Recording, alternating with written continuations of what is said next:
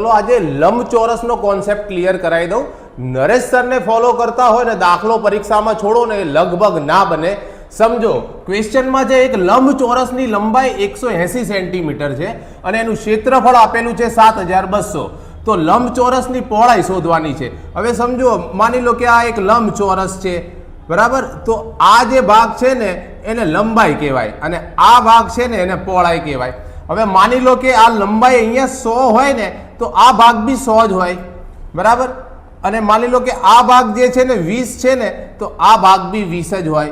हवे ज्यारे तमे लंबाई गुणिया पહોળાઈ करो ने तो अंदरनो भाग मळे आने क्षेत्रफळ कहेवाय। तो 100 गुणिया 2 करशो 20 करशो एटले तमारो जवाब आवशे 2000। तो लंबाई गुणिया पહોળાઈ बराबर क्षेत्रफळ, अने ज्यारे तमे क्षेत्रफळ ने लंबाई थी भागो ने तो तमने मळी जाय पહોળાઈ, अने क्षेत्रफळ ने पહોળાઈ थी भागो ने तो तमने मळी जाय लंबाई। हवे आपड़ा क्वेश्चन में लंबचोरस नी लंबाई आपेली छे 180 एटले आ 180 थई गई, अने एनु क्षेत्रफळ आपेलू छे 7200 एटले आ थई गयुं आपणुं 7200।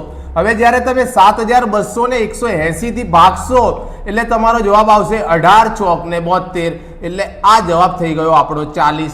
क्वेश्चन में पूछेलू छे तो तेनी पહોળાઈ केटली, आपणो जवाब आई गयो 40।